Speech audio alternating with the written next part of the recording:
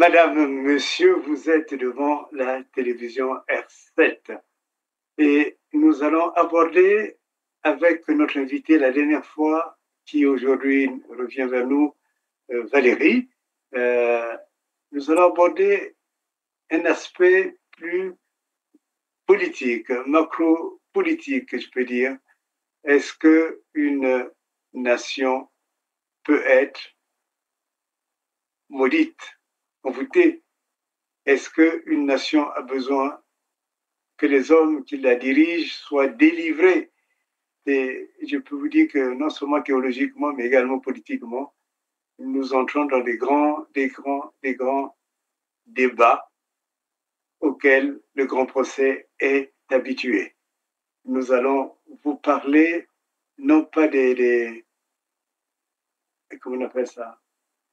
Nous voulons parler aux hommes, voilà, aux hommes et aux femmes, et sans avoir le souci des audiences.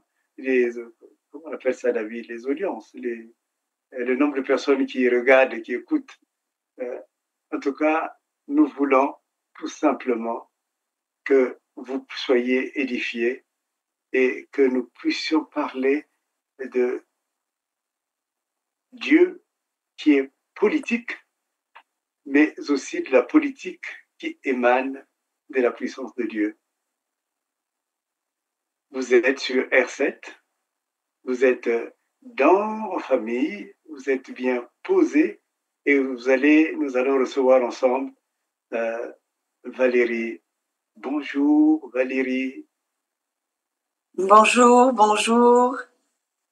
Merci beaucoup de m'accueillir. Comment allez-vous? Je vais bien par la grâce de Dieu, je vais bien, merci. Est-ce que vous voulez bien que le problème qu'on a abordé, ou la question que nous avons abordée dans les pierres vivantes, nous puissions l'aborder et la traiter techniquement dans le grand procès? Tout à fait, tout à fait. C'est compatible. Ah, c'est compatible, voilà une belle parole. Et vous savez bien que le grand procès est vraiment politique. Ça va? Oui, ça va bien, merci. Bon. Valérie, avant de commencer, vous êtes au courant du décret que le président Donald Trump, président des États-Unis, a pris, je dirais, contre les dirigeants africains. Et ce qui leur est reproché, c'est de venir investir aux États-Unis ou en Europe, je dirais tout l'argent même de leur pays, et en laissant leur population très pauvre. Nous, l'enquête de Libération ce jeudi sur le détournement présumé de la manne pétrolière du Congo-Brazzaville, l'un des pays hélènes les plus pauvres du monde. Des centaines de milliers d'euros, de millions d'euros évaporés dans ce qui s'apparente au pillage de tout un pays où le revenu moyen par habitant n'atteint pas 5 euros par jour. Le premier volet de cette enquête, intitulé « Le président, l'intermédiaire et les millions envolés », raconte comment l'arrestation de cet homme d'affaires, Lucien Ebata, un proche du président Denis Sassou Nguesso, mis en examen en France en 2021 pour blanchiment et corruption active, comment son arrestation a permis la mise au jour d'un puissant système financier occulte au profit du clan du président Denis Sassou Nguesso, arrivé au pouvoir pour la première fois, on le rappelle, en 1979, une affaire qui a commencé en janvier 2012 à l'aéroport de Roissy où Lucien Ebata s'était fait arrêter en possession de sommes stupéfiantes en liquide, 182 000 euros et 40 000 $ en espèces non déclarées, au cœur de ce système de détournement présumé. Une société, la société de Lucien Ebata, la société Orion, du nom de la constellation symbolisant la force dans la mythologie grecque.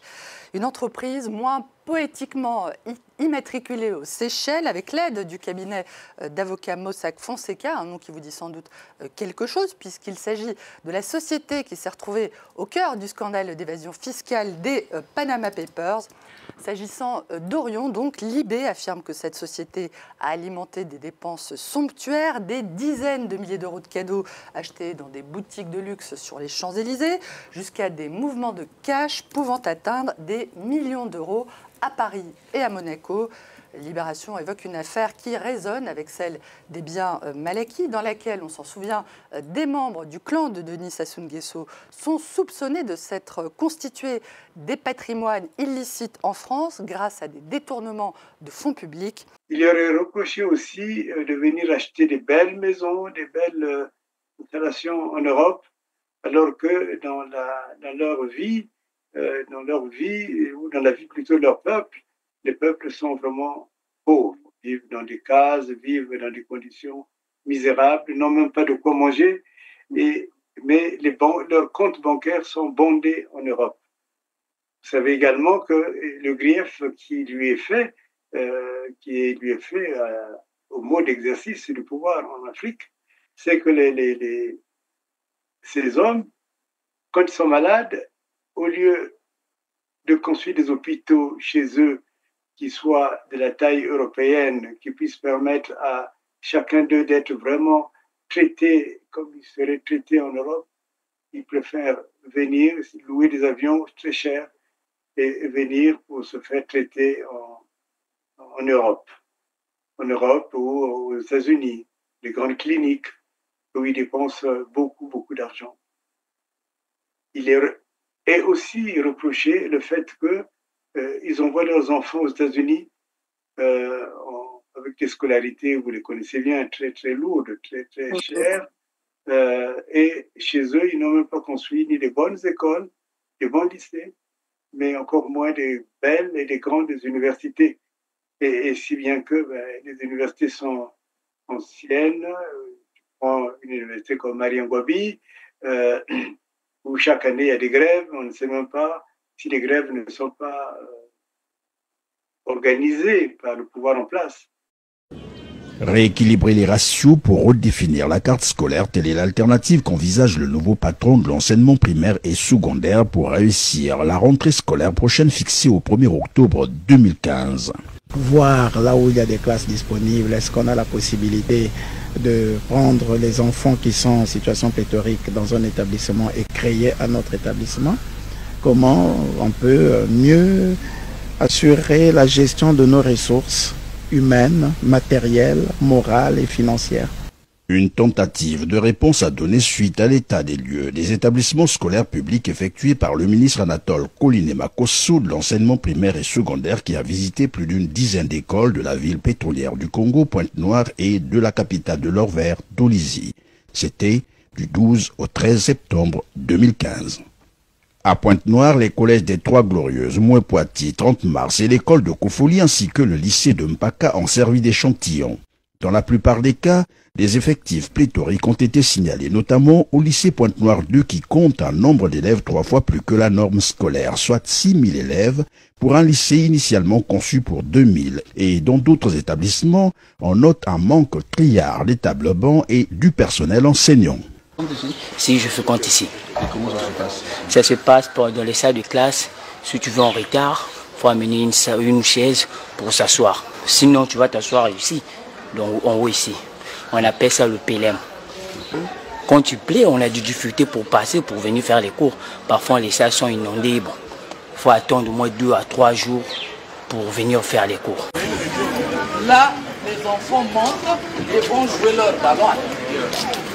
C'est ça. Même là-bas. C'est difficile pour nous. Et comment faire des résultats alors que nous sommes dans cet état? Les enfants, s'ils étaient ici, ils allaient même dire, mais monsieur le ministre, c'est dans quelles conditions que nous apprenons?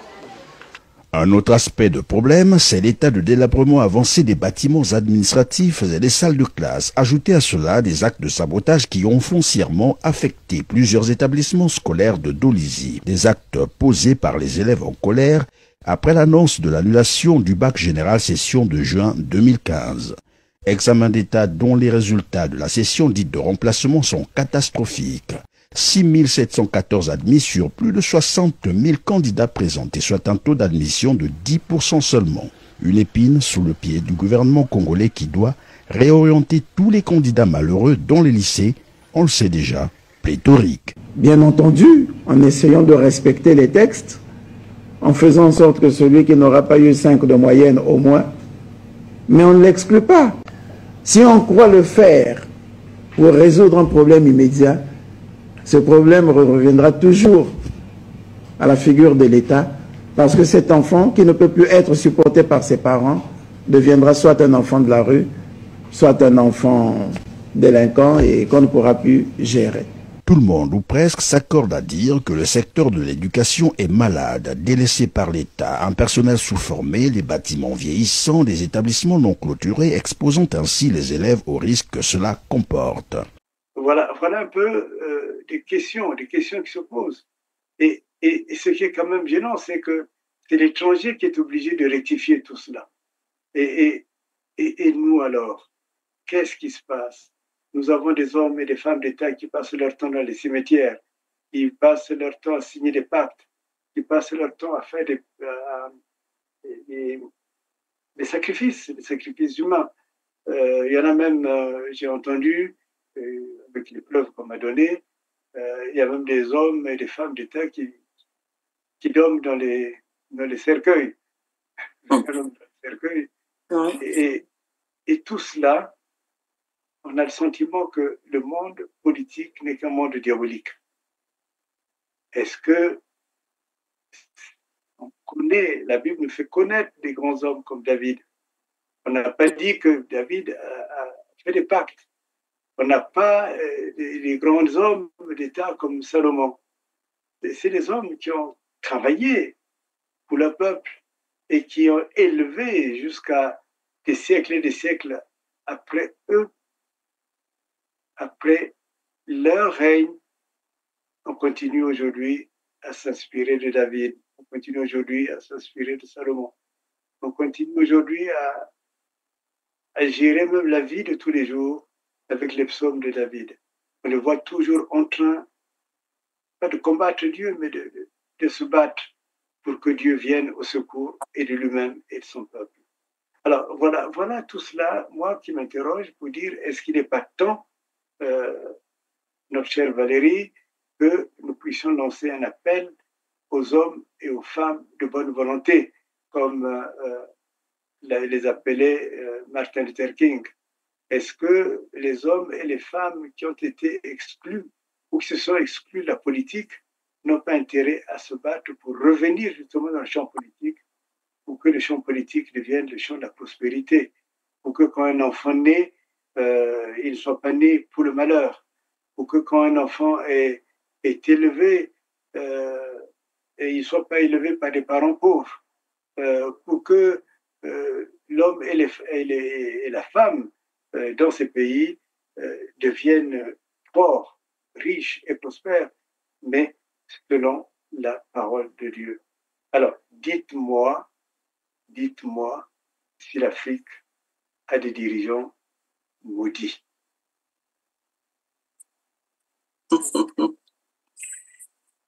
Alors, je remercie beaucoup le plateau de m'accueillir et c'est une joie d'être parmi vous. C'est une joie, c'est vraiment une grande opportunité de pouvoir avoir la parole, un mot à dire, peut-être une opinion à donner sur des sujets qui sont bien plus vieux que moi. Bien plus vieux que moi parce que j'étais pas née que la politique s'exerçait déjà. Hein. C'est un domaine qui m'a précédé sur cette terre, mais sur lesquels je me suis un petit peu penchée. J'ai eu des parents dans la politique et je me suis rendu compte qu'on peut faire de la politique sans avoir des titres. Parce que dès qu'on a une possibilité d'influencer son prochain, d'influencer la vie, qu'elle soit sociale, économique, politique, sans pour autant forcément avoir un titre ou une position ou être rémunéré pour ça, on pratique en fait de la politique. Le simple fait d'être là sur le plateau ce soir et de pouvoir donner un avis ou peut-être un conseil dans ce domaine, eh bien, c'est déjà faire de la politique. Maintenant, il y a plusieurs aspects que je vois dans tout ce que vous avez dit. C'est triste quand le peuple souffre, c'est triste quand... parce que moi, j'ai subi tout ça. Hein. J'ai dû aller... j'ai fait des études courtes parce que je ne pouvais pas rentrer à l'université dans mon pays, la République centrafricaine, parce que si je rentrais là, étant d'une certaine ethnie, je ne savais pas si j'allais ressortir diplômée ou si, en cours de route, les années blanches allaient voilà, écourter mes études. Et c'est compliqué. C'est compliqué. J'ai vécu des mutineries. Ça se voit pas comme ça, mais je suis passée au milieu des balles, des obus, quand il y a eu la mutinerie en République centrafricaine. Et j'allais adorer Dieu entre les deux camps. Donc les obus passaient au-dessus. Je montais sur la montagne. C'était un genre de colline. Et entre les deux camps. Et on arrivait là-bas, on adorait Dieu. Et lorsqu'on descendait, on trouvait les cadavres dans la rue. Donc, des fois, en plein culte comme ça, on disait tout le monde à terre. Et nous, on se mettait à terre. Mais je me rappelle quand même qu'il n'y avait aucun mort dans l'église. Aucun mort dans nos rassemblements. Revue d'effectifs à la gendarmerie de Bangui. Pour l'ensemble, repos. Uniformes impeccables, chaussures cirées. Ces hommes sont déterminés à ramener l'ordre en ville. En tout, ils sont 2300. Lorsque la Seleka, rébellion à majorité musulmane, est arrivée au pouvoir en mars 2013, la plupart d'entre eux ont déserté. Aujourd'hui, ils rejoignent les rangs. Le gouvernement essaye de faire redémarrer l'État, mais tout manque. La gendarmerie ne dispose que de 5 véhicules et les armes font défaut. On essaie de désarmer les gens sans armes. On patrouille à pied, les mains libres. Alors que vraiment, il faudrait que nous ayons des armes.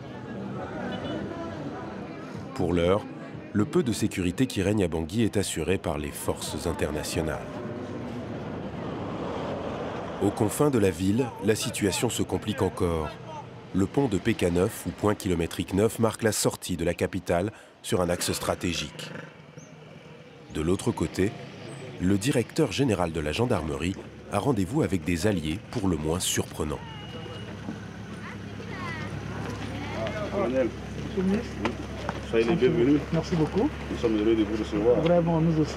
Ces hommes appartiennent à un groupe d'anti-Balaka, des miliciens chrétiens qui font régner leur loi sur une centaine de kilomètres de route. Je suis venu vraiment le féliciter personnellement. Vous voyez, la gendarmerie s'arrêtait juste au niveau de la barrière que nous venons de traverser. Ce qui se passait après la barrière ici, nous ne maîtrisions pas. Or, aujourd'hui, les hommes d'ici interceptent les objets volés, les faux centrafricains qui veulent détruire le pays et les mettent à la disposition de la gendarmerie. C'est ça la collaboration. Mais tiens, je t'ai pas vu là. Les gendarmes n'ont d'autre choix que de travailler avec ces anti-Balaka, pourtant désignés début février comme ennemis de la paix par Catherine Samba-Panza, la nouvelle présidente centrafricaine. Le groupe de miliciens est commandé par le caporal-chef Rombo. Lui et ses hommes se sont installés ici au plus fort de la crise, il y a 6 semaines.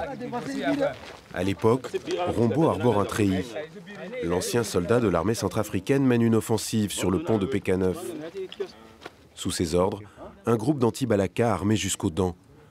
Ils se sont barricadés dans cette maison et harcèlent la position en face. Leur objectif est un poste de garde tenu par des combattants Seleka, l'ex-rébellion à majorité musulmane. Sous la pression internationale, le président Jotodia, qu'ils ont porté au pouvoir, vient de démissionner. Et Bangui est en plein chaos.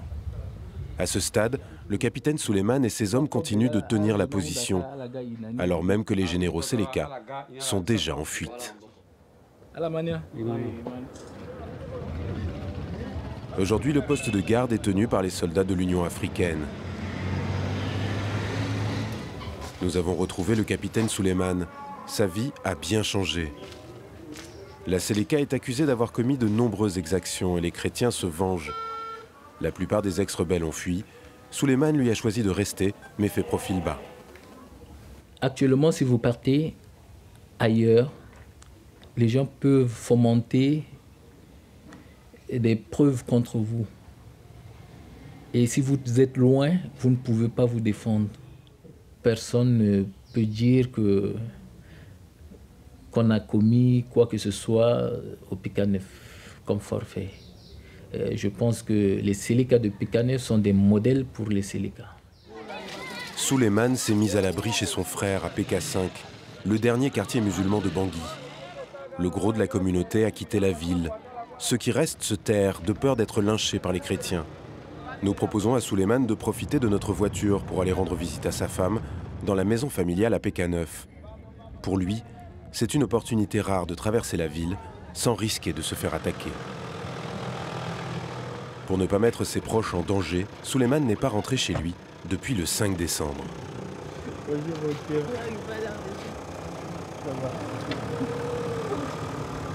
Félicie, sa femme, une chrétienne convertie à l'islam, se déplace plus facilement et lui rend visite à PK5 une fois par semaine.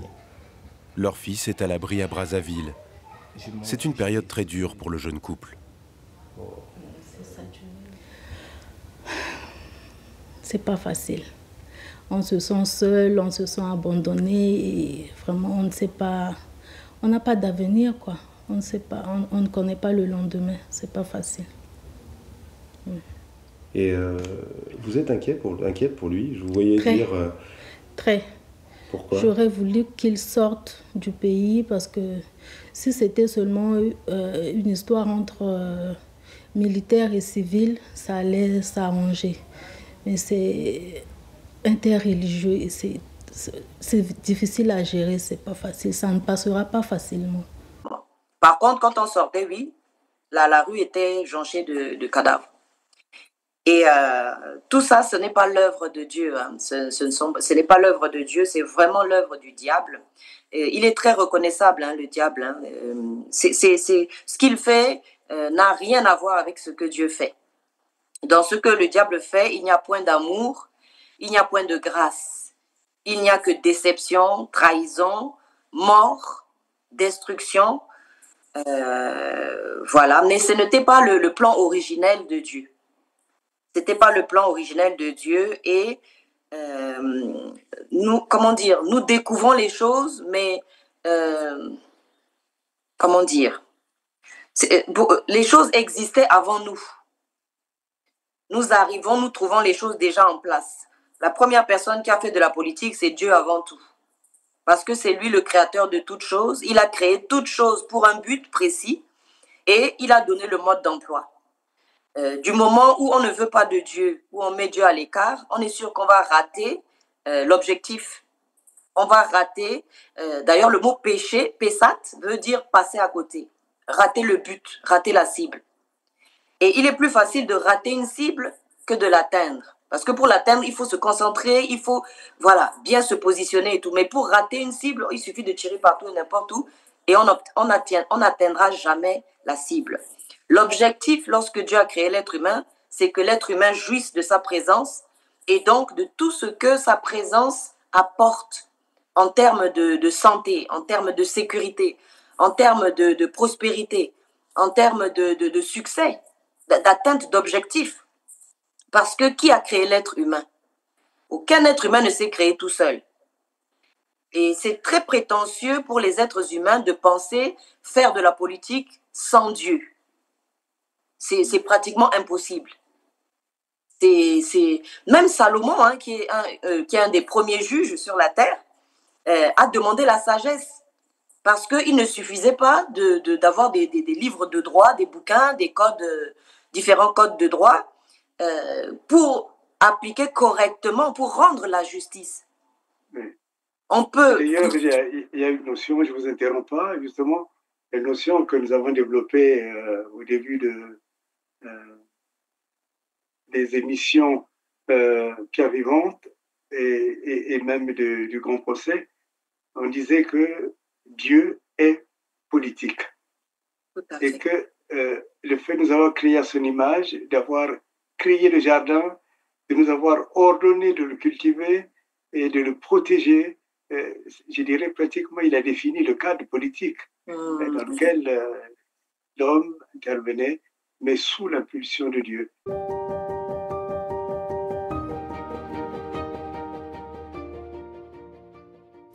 Alors, dans le Premier Testament, la naissance du peuple, la naissance des enfants de Jacob, des enfants d'Israël, donc en tant que peuple, ça a lieu dans un désert, dans le récit de l'Exode.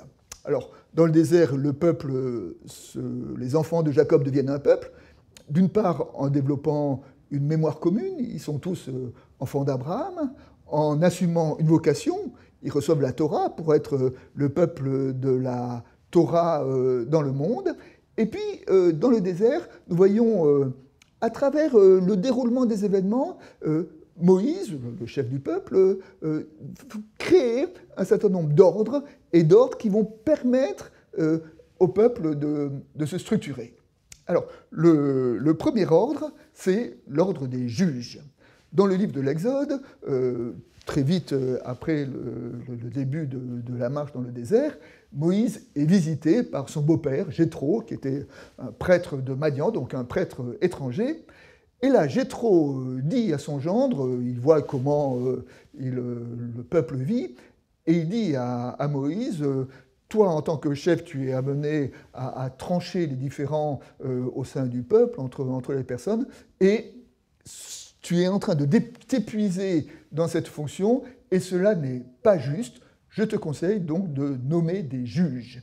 Et donc, Moïse a été amené à déléguer, d'une certaine manière, son pouvoir dans le domaine de la justice en nommant des juges. Alors, il y a différents ordres de juges selon l'importance des affaires qui sont traitées. Et la Bible, là, insiste très fortement sur la nécessaire impartialité des juges. Il est dit à leur sujet qu'ils ne doivent pas favoriser le riche, de même d'ailleurs qu'ils ne doivent pas favoriser les pauvres, et qu'ils doivent être d'une impartialité radicale. Celui qui juge avec justice et représente Dieu un peu auprès du peuple. Un commentaire raconte que lorsque un juge devait trancher un différend entre deux hommes, et que dans ces deux hommes, il y en a un qui arrive en beaux habits et l'autre qui arrive en vêtu de haillons, et bien le juge disait à celui qui était dans de beaux habits, soit tu offres des beaux habits à ton adversaire, soit tu te vêts de haillons, mais soyez habillés pareil pour que mon jugement ne soit pas troublé par la personne que j'ai devant moi. Donc, premier ordre créé, les juges, et les juges, voilà, indépendamment de la responsabilité politique, de la responsabilité de Moïse. Donc, premier ordre, les juges. Deuxième ordre, les prêtres. Alors, dans le récit de l'Exode, les prêtres et les plans du tabernacle arrivent après l'épisode de la chute du veau d'or. Avant le veau d'or, c'est chaque chef de famille qui était prêtre auprès des siens. Et puis, dans le récit du veau d'or, donc en deux mots, Moïse est monté sur la montagne du Sinaï pour recevoir la Torah, le peuple est resté en bas, Moïse reste longtemps avec le Seigneur, le peuple croit que Moïse n'est plus là, le peuple commence à prendre peur. Qu'est-ce qu'il fait? Il demande d'ériger un veau d'or devant lequel il pourra s'agenouiller. Et quand Moïse voit ça, évidemment, il est fou de rage, parce que ce n'est pas pour cela qu'il a amené son peuple à la liberté, ce n'est pas pour qu'il se prosterne devant la première idole venue. Et les commentaires rabbiniques disent qu'à ce moment-là, Dieu a compris que son peuple était indécrotablement religieux et qu'il avait besoin de médiation religieuse. Et donc, pour créer de la médiation religieuse, eh bien, Moïse a demandé à son frère Aaron et à ses descendants d'être prêtres. Donc, après avoir institué les juges, Moïse institue les prêtres. Et puis, encore un peu plus loin, à un moment, il y a un récit où, encore une fois, le peuple se plaint auprès de Moïse parce qu'il trouve que le prix de la liberté est trop cher payé, qu'il cultive une nostalgie de l'Égypte, où peut-être ils étaient esclaves, mais au moins ils avaient à manger tous les jours, et puis cette manne qui a toujours le même goût. Enfin, le peuple proteste, et là, Moïse commence à se décourager, car ce n'est pas la première fois. Et Dieu dit à Moïse, il faut que tu apprennes à déléguer une présence auprès du peuple, et pour ça, nomme des anciens. Et donc Moïse a nommé 70 anciens qui, d'une certaine façon, assumeront la proximité politique auprès du peuple. Et donc c'est cette troisième nomination, et là encore, les anciens sont revêtus de l'Esprit de Dieu pour dire que Dieu est vraiment présent dans cette nomination. Alors si nous prenons maintenant un peu de recul, nous voyons donc que au moment de la constitution des enfants de Jacob en tant que peuple, eh bien, les événements ont conduit Moïse à créer 3 ordres, l'ordre des juges, l'ordre des prêtres et l'ordre des anciens. Et nous pouvons déjà y voir une sorte de préfiguration d'une première séparation des pouvoirs entre le judiciaire, le religieux et le politique. Et pour que le peuple soit harmonieusement gouverné, pour qu'il puisse avoir une vie complète et harmonieuse, eh bien, il a besoin de juges pour régler les différends, il a besoin de prêtres pour médiatiser son rapport à Dieu, il a besoin d'anciens pour exercer, pour être la parole du politique au plus près de lui. Alors ensuite, donc, après l'Exode, le peuple est entré en terre promise. Et en terre promise, dans le registre des institutions, la première organisation était ce qu'on appelait une amphictyonie. L'amphictyonie, c'est un modèle, une sorte de confédération très, très souple, où chaque tribu habitait son territoire et dans lequel il n'y avait pas de pouvoir centralisé. Et puis lorsque un danger apparaissait, eh bien, il y avait un juge qui était appelé, qui fédérait les différentes tribus pour aider à résoudre le problème. Et puis quand le problème était résolu, le juge rentrait dans son clan pour retrouver sa place initiale. Et ainsi, le livre des juges est une succession de cycles qui se répètent à plusieurs reprises. Le peuple s'éloigne de Dieu, commence à adorer des idoles. En rétorsion, le peuple est menacé par des peuples étrangers qui viennent l'envahir. Le peuple crie à Dieu, Dieu entend le cri, envoie le juge chasse les envahisseurs, et après, tout retourne au point de départ, et on arrive sur un nouveau cycle. Le problème, quand on lit le livre des juges, c'est qu'on s'aperçoit que progressivement, il y a une dégradation dans les juges. Les 2 premiers juges, qui ont été Éhoud et Déborah, d'ailleurs c'est intéressant de repérer que Déborah était une femme, donc je disais le juge pouvait être un homme ou une femme, donc Éhoud et Déborah ont été vertueux. Le 3e juge, c'est Gédéon. Gédéon a été vertueux dans la première partie de sa vie, mais à la fin de sa vie, il a commencé à devenir idolâtre et à vouloir récolter de l'argent à partir de sa notoriété. Et puis après, le juge suivant a été Jephthé, qui s'est gagné par l'orgueil, qui a conduit même à sacrifier sa fille, ce qui est totalement interdit dans la Torah. Le juge suivant a été Samson, qui était doté d'une force herculéenne, mais qui s'est comporté comme un gros nigaud. Et puis enfin, la fin du livre des juges nous raconte 2 appendices. D'une part, la tribu de Dan, qui veut changer de territoire et qui, pour cela, trouve un territoire avec une ville paisible dans lequel il massacre tout le monde pour s'adonner à l'idolâtrie. Et puis ensuite, la dérive des Benjaminites, la tribu de Benjamin, où, pour un petit fait divers, ça devient le grand n'importe quoi qui conduit à presque la disparition de la tribu de Benjamin. Donc on voit une dégradation progressive de ce régime de l'amphictyonie. Dans les derniers versets du livre des juges, dans les derniers chapitres du livre des juges, il y a un verset qui revient régulièrement, ce verset dit « En ce temps-là, il n'y avait pas de roi en Israël, chacun faisait ce qui lui convenait. » Et bien, quand chacun fait ce qui lui convient, les gens en viennent à faire n'importe quoi. En tout cas, c'est vraiment le message du livre des juges. Et donc, les livres des juges laissent apparaître, se conclut en transparence la nécessité de dire on ne peut pas vivre sans un État centralisé, sans un minimum d'État. Et donc, la fin du livre des juges se termine à partir de la nécessité de la royauté. Et la royauté sera instituée dans le premier livre de Samuel, qui suit donc le livre des juges, et où Israël va vouloir avoir un roi pour avoir un pouvoir un peu centralisé, pour pouvoir essayer de mieux gérer ce rapport aux politiques. Simplement, nous pouvons noter 3 points sur la royauté en Israël, peut-être la singularité de royauté en Israël, qui nous montrent comment le pouvoir du roi est lui-même limité. Alors, le premier, c'est que le roi est distinct du prêtre et du juge. Et notamment, il distingue du prêtre.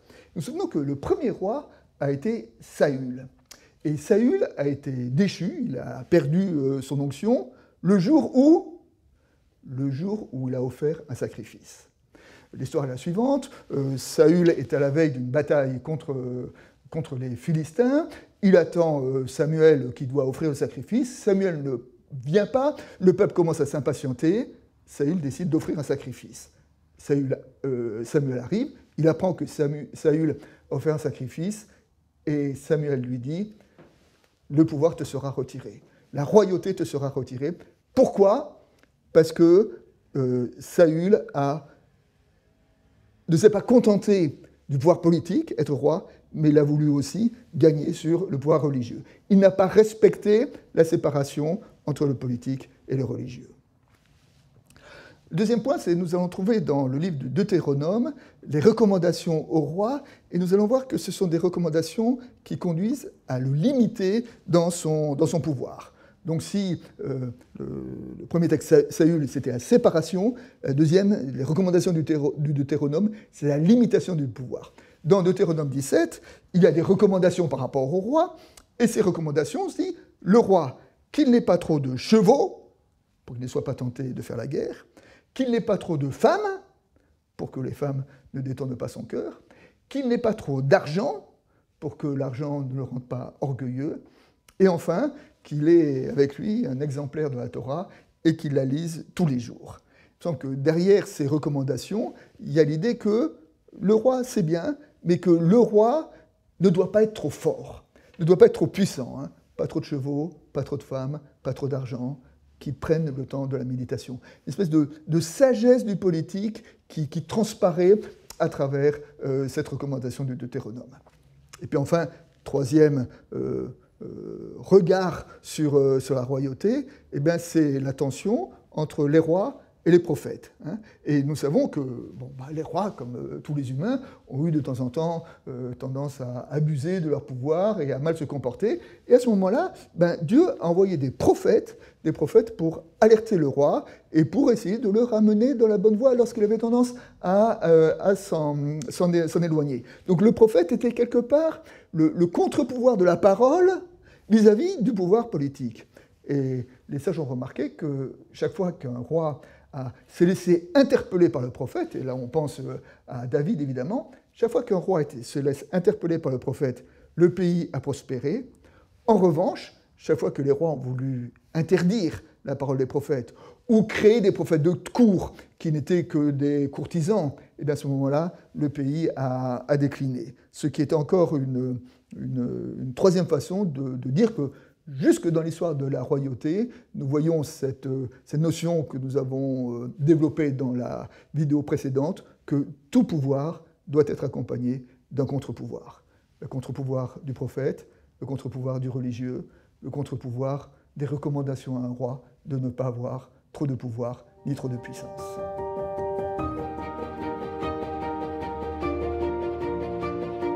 Mais or, on se rend bien compte, surtout dans les années marxistes, qui sont beaucoup développées, on a beaucoup développé la notion de la religion, l'opium du peuple, donc il fallait surtout faire tout sans Dieu, tout sauf Dieu.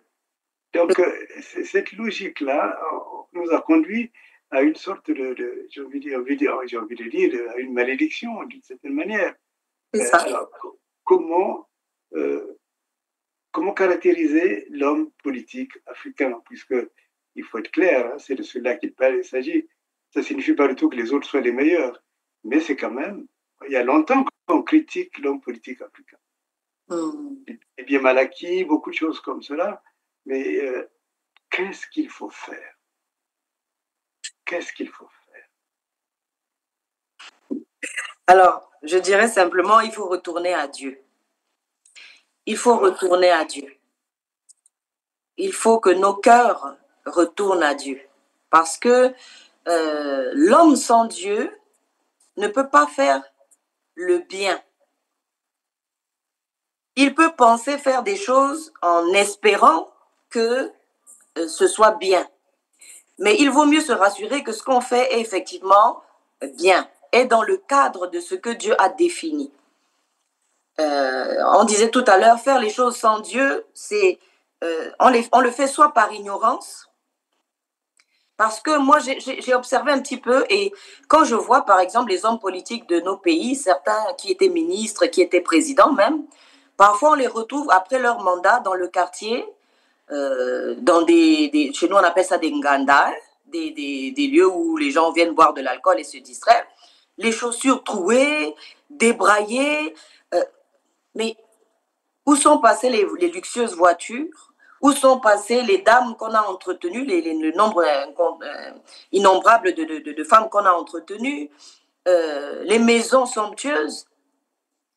Et il s'agit d'être profondément transformé. Il ne s'agit pas juste de faire le caméléon, de penser que parce qu'on a une voiture ou parce qu'on a un bureau luxueux ou la possibilité des titres, une certaine position, que ça change qui on est réellement. Et ce ne sont finalement que comment on appelle, des masques en fait que ces personnes portent. Parce que quand on envoie ces enfants faire des études, c'est un leurre. On envoie ces enfants faire des études à l'étranger, dans des grandes universités. Et quand ils vont revenir, c'est pour faire quoi? C'est pour faire quoi? Parce que, quoi faire au pays? Dans quelle route on va rouler? Les routes, on ne peut même pas faire la voiture, tu passes la première, deuxième, c'est tout. Les routes sont impraticables. L'eau potable, n'en parlons pas. L'électricité, il n'y en a point. Et en fait, comment dire, le diable est un très mauvais payeur.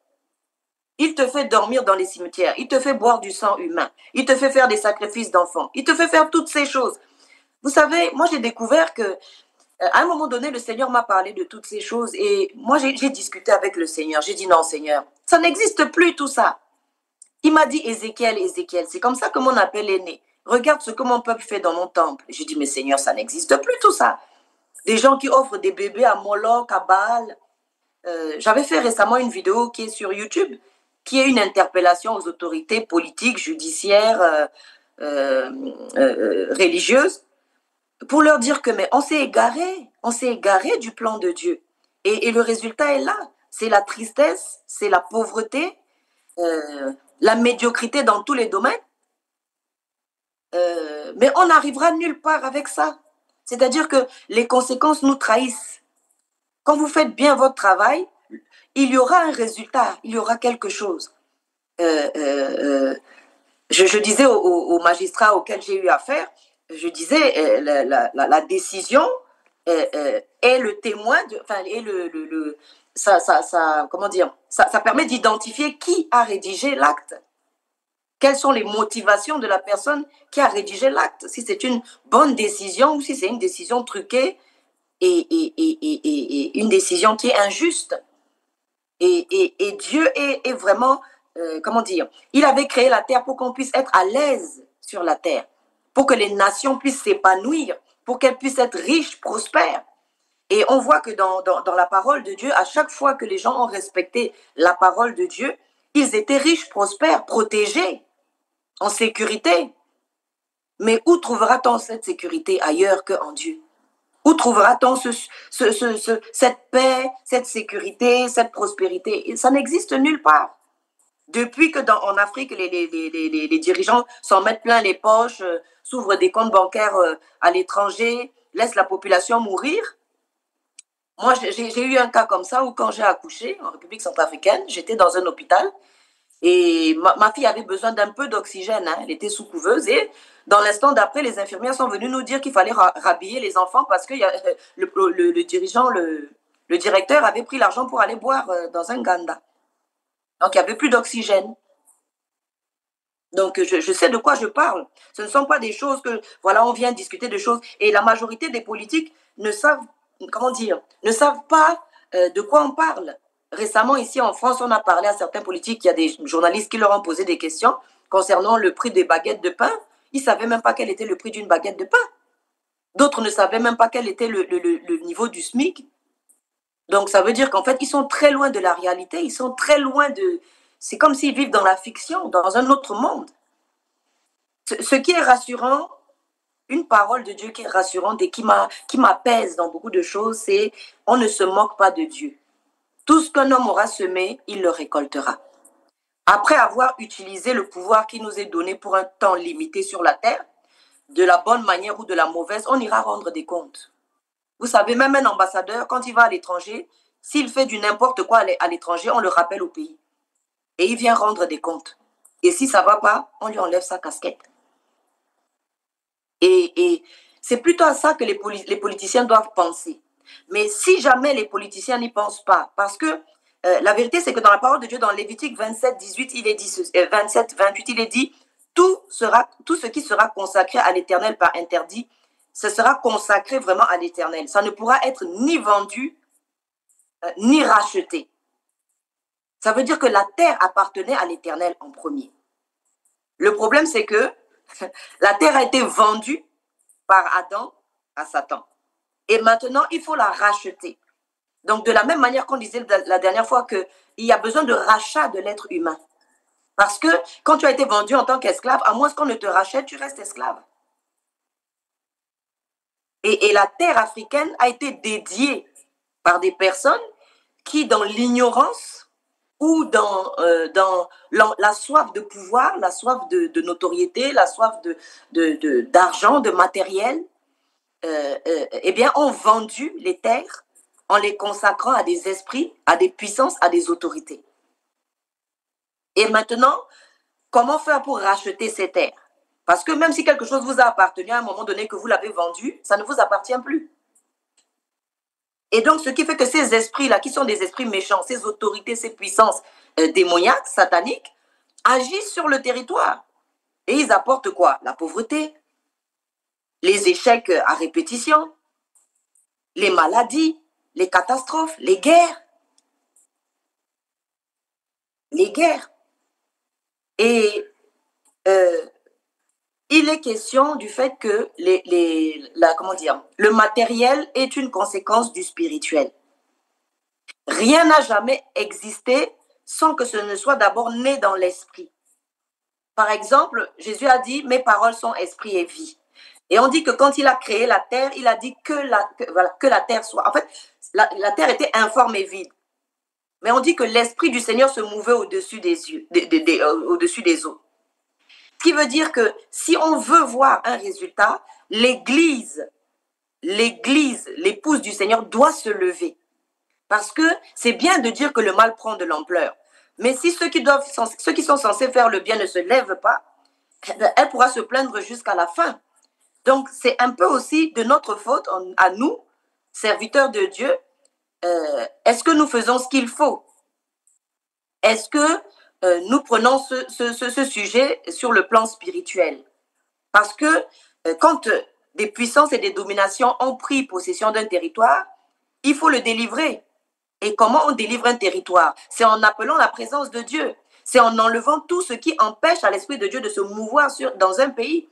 Quand l'Esprit de Dieu vient et qu'il voit des sacrifices humains, qu'il voit des enfants offerts à Moloch et à Baal, aujourd'hui, les avortements, par exemple, ici en France, eh bien, sont autorisés légalement. Ça a même été mis dans la Constitution.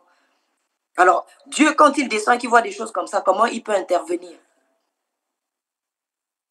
Et ce sont toutes ces choses qui font que la présence de l'Éternel a quitté nos pays. On s'est auto-maudit de par les pratiques qu'on a faites. Parce que Dieu a dit, tu n'auras pas d'autre Dieu devant ma face. L'Éternel,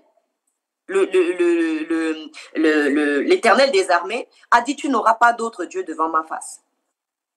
C'est une condition pour être sous la protection du Très-Haut. C'est une condition pour prospérer.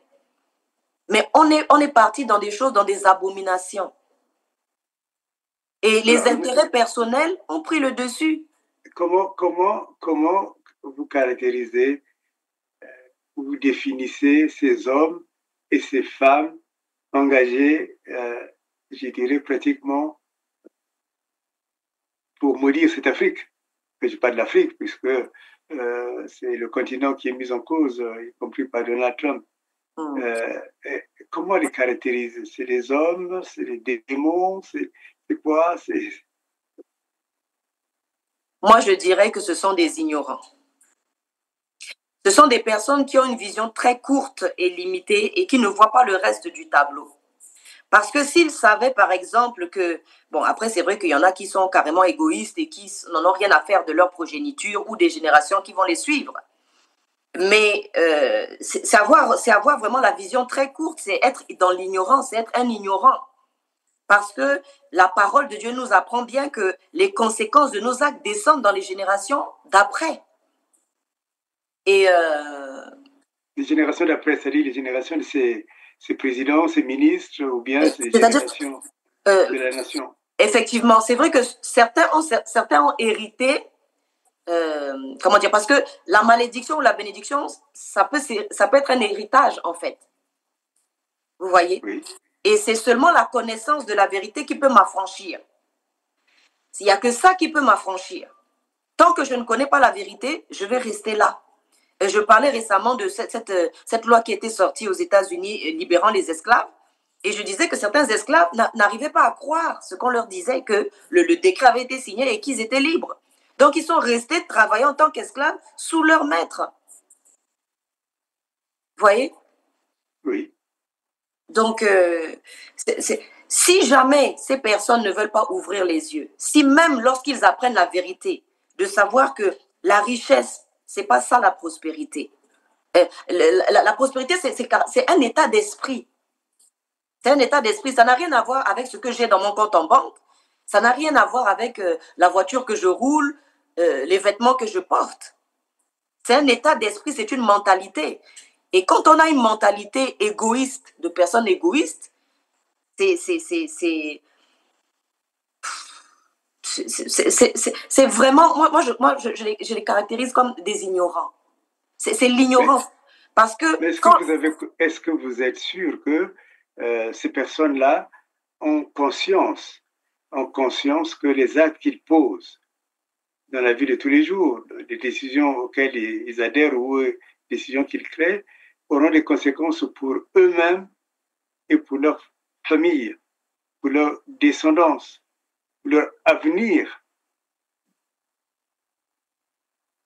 Alors, si jamais ils ne le savaient pas, au travers de cette émission, ils vont s'en rendre compte. Tout au moins, ils auront l'information que tout ce qu'on apporte sur Terre, on le laisse sur Terre. Que tout ce dont on peut jouir sur la Terre, que ce soit la santé, même mon corps, mes finances, tout le matériel dont je peux jouir, c'est pour servir une cause. Et à l'origine, une cause générale. C'est-à-dire que même moi, quand je suis bénie, ce n'est pas que pour moi toute seule. C'est pour peut-être mon voisin qui est dans le besoin, c'est pour les autres. Mais l'état de mon cœur compte aussi beaucoup. Parce que Dieu, avec un mauvais cœur, Dieu ne peut pas faire grand-chose. Ici, en France, on dit que si tu prends un mauvais vin, tu ne pourras pas faire un bon coq au vin. C'est-à-dire que la matière première, c'est le cœur de l'être humain. Et plus nous tendons vers la fin des temps, la parole de Dieu dit que l'être humain sera de plus en plus égoïste, centré sur lui-même, n'ayant pas du tout de révérence pour tout ce qui concerne Dieu. Donc, si on met Dieu hors de sa vie, tant qu'on enlève Dieu de l'équation, on ne peut pas résoudre l'équation. On ne peut pas résoudre l'équation. Il y a aussi, c'est vrai, les héritages, parce que quand une terre a été maudite, vous venez au monde sur cette terre, vous allez être confronté à tous les esprits et les dominations qui ont été appelés, invités sur ce territoire par les libations, des sacrifices, des autels qui ont été créés là. Et parce qu'une terre a une histoire. Nous, on arrive, mais on n'est pas les premiers sur la terre et on ne sera pas les derniers. Mais quand tu arrives, tu trouves un terrain. Si le terrain est déjà miné, c'est compliqué. Parce que les autorités, les puissances, le travail de Satan, c'est quoi? C'est d'empêcher les autorités. Par exemple, vous avez des personnes qui arrivent, qui prêtent serment.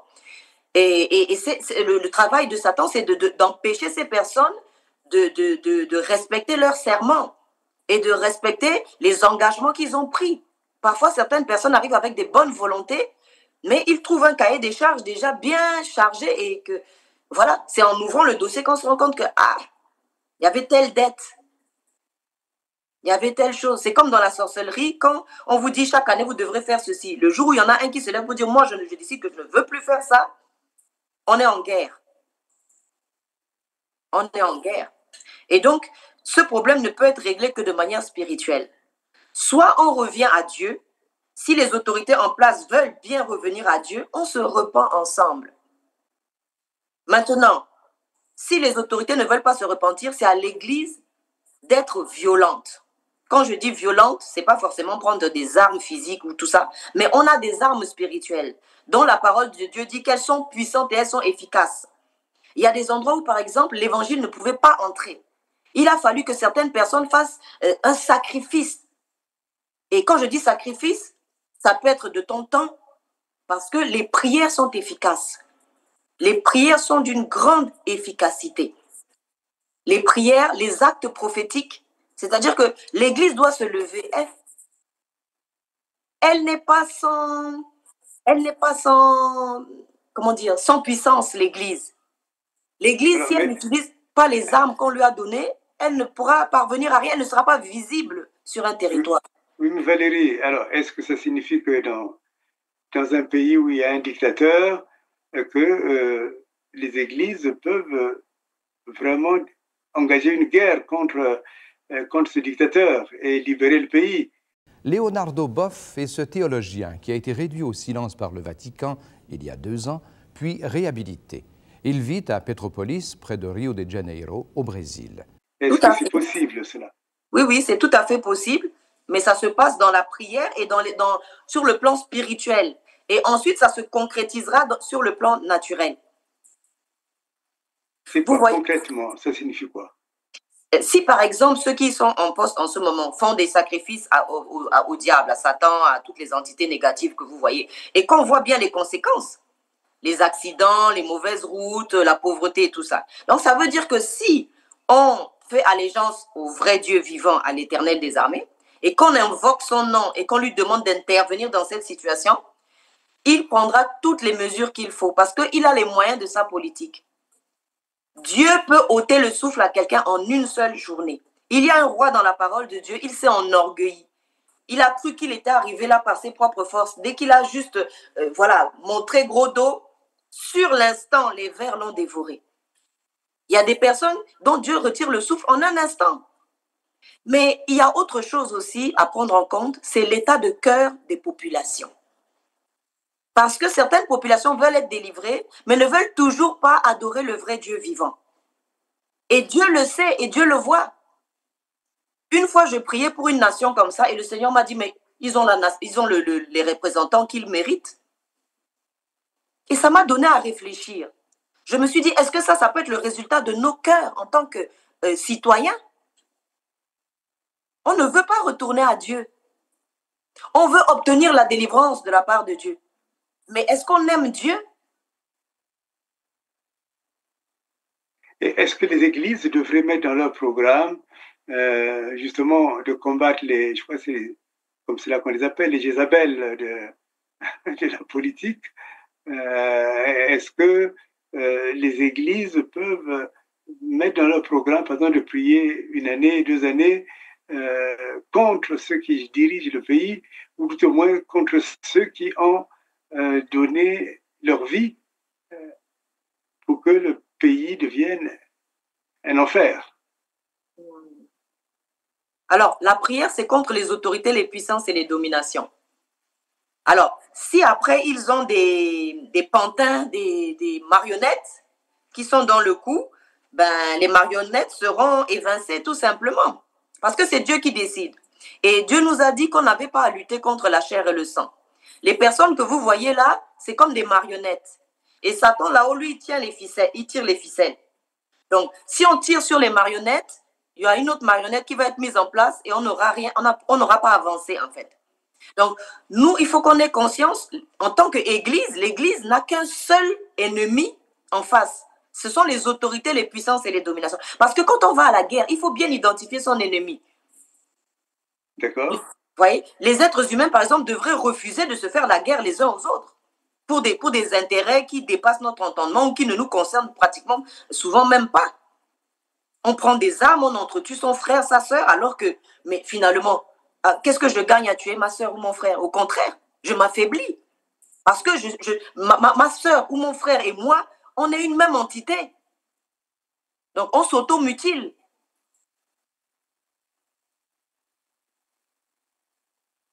Je ne sais pas ce que vous en pensez, parce qu'on sait que dans nos pays, en ce moment, dans certains de nos pays, il y a une guerre qui est en train de... Bon, il faut dire que les personnes qu'on envoie souvent dans ces choses-là aussi, soit c'est des personnes qui sont dans la drogue, parce qu'il y a certains actes de barbarie que pour les pratiquer, il faut vraiment être sous emprise de la drogue. Dans un état normal, aucun être humain, même un animal ne ferait pas ça. D'accord. Oui. Et la majorité, ce sont des gens aussi, par exemple, quand on vous fait rentrer dans l'armée, en général, comment dire, on vous prive de votre volonté et de votre... c'est-à-dire que on vous demande juste d'obéir aux ordres. On ne vous demande pas de réfléchir ou de réfléchir. Est-ce que la politique qui est en train d'être faite, est-ce que ce pourquoi on m'envoie, c'est légitime ou pas? Ok. Alors, est-ce que... donc, qu'est-ce que délivrer une nation en définitive? Alors, la délivrance d'une nation, c'est ramener la présence de Dieu. C'est ramener la présence de Dieu. C'est l'être humain est... Vous savez, la parole de Dieu dit que même les arbres savent qui les a créés. Les animaux rendent gloire à Dieu. Mais nous, l'être humain, nous, notre espèce, on veut... C'est-à-dire que c'est de l'orgueil aussi de rejeter Dieu. Parce que comment rejeter son créateur? Vous imaginez que Dieu m'a libéré par son sang précieux, il a payé le prix, il m'a racheté à la croix, et je vais aller me mettre dans des cercueils, dormir dans des cercueils, manger de la chair humaine. Mais c'est comme un cochon qu'on a lavé et puis il va se vautrer encore dans la boue. Mais qu'est-ce que vous allez répondre à ceux qui vous disent la religion c'est l'opium du peuple, et que là, Valérie veut nous ramener à l'opium du peuple, alors qu'on s'est libéré justement de l'opium. Voilà. Alors, c'est quoi ça? Qu'est-ce que vous leur dites? Alors, le diable est un menteur et c'est un rusé. Et si on ne fait pas attention, il va nous faire haïr nos bienfaiteurs et aimer comment dire, nos bourreaux. Donc, la religion, dans la parole de Dieu, la religion, ce que la Bible appelle la religion, c'est visiter les veuves et les orphelins. C'est pas moi qui le dis, hein, je n'invente rien, c'est dans la parole de Dieu. C'est visiter les veuves et les orphelins, s'occuper, voilà, des laissés pour compte, c'est ça, la vraie religion. Leonardo Boff est ce théologien qui a été réduit au silence par le Vatican il y a 2 ans, puis réhabilité. Il vit à Petropolis, près de Rio de Janeiro, au Brésil. Il était récemment à Montréal avec son frère Clodovis, également prêtre, qui travaille à Sao Paulo et en Amazonie. Je leur ai demandé si la théologie de la libération et les théologiens de la libération étaient dangereux. Ils sont dangereux pour ces groupes, ces gens, ces organisations qui ne veulent pas le changement social, qui ne sont pas sensibles à la question de la marginalisation, de l'oppression des pauvres, qui veulent maintenir le statu quo, et des gens de la société et de l'Église, malheureusement. Mais elle n'est pas dangereuse pour les pauvres. Les pauvres se sentent confirmés, animés, soutenus par cette théologie. C'est une théologie amie des pauvres. Et quand nous sommes atteints par quelques mesures disciplinaires ou menacés par les pouvoirs, même publics, nous recevons une solidarité très très grande des gens de la base, des ouvriers, même des prostituées, des curés, même des cardinaux, qui nous écrivent en nous disant qu'ils sont à côté de nous. Alors pour eux, nous ne sommes pas dangereux du tout. Nous sommes une force pour eux. Nous signifions quelque chose de futur, d'espérance. Mais certainement dangereux, particulièrement pour nos gouvernements dictatoriaux qui nous considèrent comme ennemis. Parce que nous voulons la liberté, nous voulons la libération. Est-ce qu'il y a une force des pauvres? Est-ce qu'ils ont une forme d'organisation qui peut leur permettre un jour d'espérer? Écoutez, ça c'est très important que de découvrir la force des pauvres. Si on n'a pas foi, confiance dans les pauvres, c'est inutile de travailler avec eux. Le premier rapport avec les pauvres, c'est un rapport des sujets au sujet. Ça veut dire les traiter comme personnes humaines qui ont des droits, qui ont un savoir, une sagesse traditionnée par leur culture, et qui ont une force, une potentialité qui est enchaînée, qui est emprisonnée à l'intérieur d'eux-mêmes, et qu'il s'agit alors, par un travail pédagogique, de libérer, par une pédagogie de la conscientisation, en leur disant, en leur faisant prendre conscience qu'ils sont des personnes humaines, qu'ils sont enfants de Dieu, et qu'ils sont des frères l'un de l'autre, et qu'il appartient à eux la libération de leurs frères et sœurs. Et alors, quand on suscite cette conscience, alors la force emprisonnée des pauvres s'éveille, elle commence à organiser, et commence à lutter, et commence à vaincre. Ça, c'est le travail de conscientisation que l'Église mène en Amérique latine, traitant les pauvres comme sujet et pas comme objet, en faisant foi aux pauvres, et pas en conduisant aux pauvres la libération, mais en aidant les pauvres à se libérer. Mais c'est eux qui sont artisans premiers de la libération. L'Église, les théologiens, nous autres, les évêques, sœurs, et même des laïcs de la classe moyenne, professeurs, techniciens, nous sommes des auxiliaires, des serviteurs du peuple, des pauvres. Et ce sont eux les premiers responsables de leur propre libération. Après, ce qu'on appelle aujourd'hui religion, qui a été tordue et vraiment utilisée à mauvais escient par des personnes qui avaient des motivations malhonnêtes, égoïstes, et dans le but de dominer. La parole de Dieu n'a jamais eu pour vocation de dominer, mais de libérer, d'affranchir, de guérir, de restaurer. Donc, le fait que la parole de Dieu ait été utilisée pour tordre l'objectif pour lequel elle a été créée, c'est pas nouveau. C'est pas nouveau. Jésus-Christ, Satan est venu le tentant lui disant, oui, mais la parole de Dieu dit ceci, dit cela. Et il a dit non, attention. Il y a aussi un autre verset qui dit ceci et cela. Donc, c'est comme on disait, c'est pas la personne qui t'apporte la parole qu'il faut regarder, mais la parole en elle-même.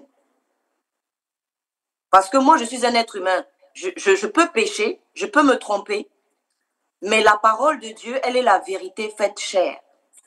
Elle a habité parmi nous, dit la parole de Dieu, sous la forme du Seigneur Jésus-Christ. D'ailleurs, on se pose la question de savoir pourquoi Jésus-Christ, on l'a mis sur une croix. Quelqu'un qui n'a jamais fait de mal, qui n'a jamais péché. Parce que moi, je pêche, je suis un être humain. J'ai cet ADN humain. Mais Jésus-Christ n'avait pas l'ADN humain. Il n'a été trouvé pécheur en rien. Comment se fait-il que nous, les êtres humains, on l'a mis sur une croix? Ça veut dire qu'on n'aime pas ce qui est bon. On n'aime pas ce qui est bien. Et la délivrance d'une nation commence d'abord par la délivrance des individus. Un individu qui connaît, qui comprend la vérité, qui se repent, qui revient à Dieu. Un deuxième qui est contaminé. Lui aussi, il se repent. Et ça fait toute une nation qui se repent. Peut-être qu'une nation ne se repentira pas tout d'un coup dans l'ensemble. Mais petit à petit, une personne de gagner, 2 personnes d'affranchir par la parole de Dieu, par la vérité de la parole de Dieu. Mais c'est la nation qui va se convertir. Mais nos cœurs sont vraiment à examiner. Parce que sans Dieu, il n'y a pas de victoire. Hors de Dieu, il n'y a pas de vérité. Voyez? Et c'est bien, l'Église peut faire des actions pour aider les pauvres, aider les orphelins et tout ça. C'est sur le plan matériel. Mais si rien n'est fait sur le plan spirituel, tous les efforts qu'on va faire vont tomber à l'eau. Parce que cet orphelin qu'on va nourrir va survivre parce qu'on l'a nourri. Mais quand il n'aura pas à aller dans des bonnes écoles, quand il se mettra lui aussi à rentrer dans des loges, là où on mange de la chair humaine, toi-même qui as nourri cet enfant-là, peut-être un jour c'est toi qu'on va réclamer à manger. Donc, au final, on n'aura rien fait. Vous voyez bien que vouloir faire le bien ne suffit pas pour faire le bien. Il faut que ce soit dans la volonté parfaite de Dieu. Parce que lui, il a un autre regard, il a un autre plan. Il voit la terre, les êtres humains, les nations sous un autre plan. Les personnes, par exemple, qui sont en poste aujourd'hui, elles ne pensent pas à la nation. Elles pensent à leur compte bancaire privé, à leur véhicule, et c'est tout. Merci d'être fidèle au programme d'Africa News. Ils sont désormais au nombre de 5, les proches du chef de l'État congolais Denis Sassou Nguesso, visés par la justice française dans le cadre de l'affaire dite des biens mal acquis. Edgar Nguesso et Catherine Inyanga, respectivement neveu et belle-sœur du chef de l'État congolais, viennent d'être mis en examen pour blanchiment de détournement de fonds publics. Il est entre autres reproché à Edgar Nguesso la détention d'un patrimoine immobilier fastueux et des dépenses élevées à près d'1,4 million d'euros en 2 ans, tandis que Catherine Inyanga, elle, est soupçonnée d'avoir servi de prête-nom à une société fictive pour laquelle on transitait des biens. Rappelons que fin juin cette année, Julienne Sassou Nguesso et son époux Guy Johnson, respectivement fille et gendre du président Denis Sassou Nguesso, ont été accusés de corruption et ont fait l'objet d'une enquête pour blanchiment d'argent et mauvaise utilisation de fonds publics. En mars, son neveu, Wilfried Nguesso, a été mis en examen pour les mêmes charges.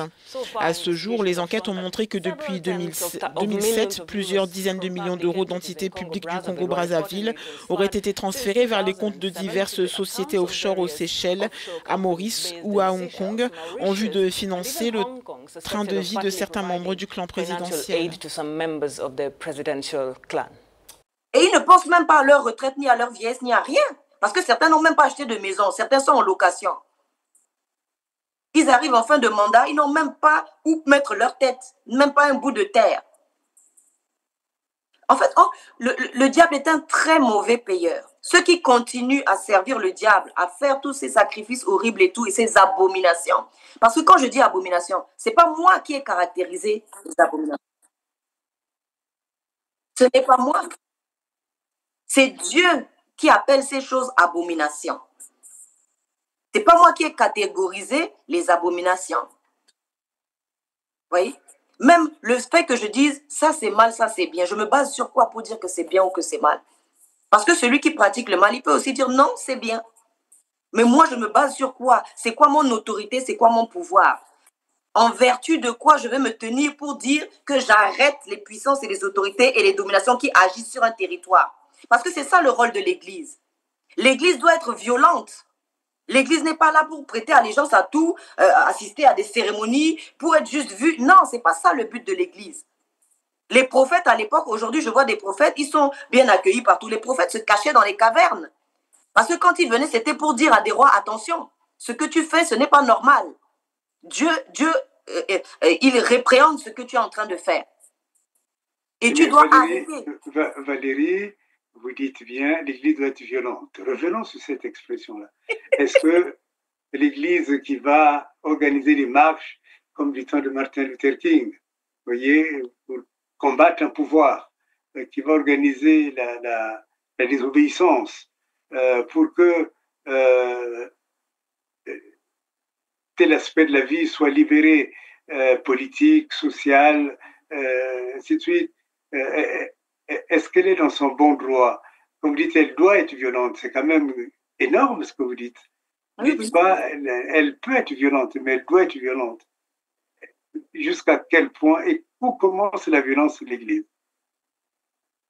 Alors, je disais tout à l'heure, il n'y a pas de violence, comment dire? On ne peut pas être violent sur le plan naturel si on n'est pas violent dans le domaine spirituel. Une église qui ne prie pas ne pourra jamais dominer. Une église qui ne prie pas, qui ne se soumet pas à Dieu, parce que la Bible dit, soumettez-vous à Dieu et ensuite résistez au diable. Mais nous, on ne veut pas se soumettre à Dieu, mais on veut résister au diable. On va se casser la figure. On aura juste des morts sur le carreau, des étudiants qui vont gréver parce que les bourses ne tombent pas, parce qu'il n'y a pas de bancs dans les établissements scolaires, parce que tout est fichu. Mais on n'aura que des morts sur le carreau. C'est-à-dire que quand tu te soumets à Dieu, quand tu reconnais son autorité sur ta vie, c'est lui qui va combattre tes ennemis. C'est lui qui va te donner l'autorité pour que quand tu parles, quand tu dis non, l'autorité s'arrête à ton non. Sinon, tu n'as pas de puissance.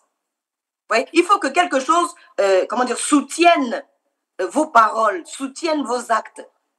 C'est comme un pays qui parle, un président de République qui parle et qui n'a pas l'armée qu'il faut pour aller, il n'a pas les moyens de sa politique. Il annonce des guerres et il n'a pas d'armée.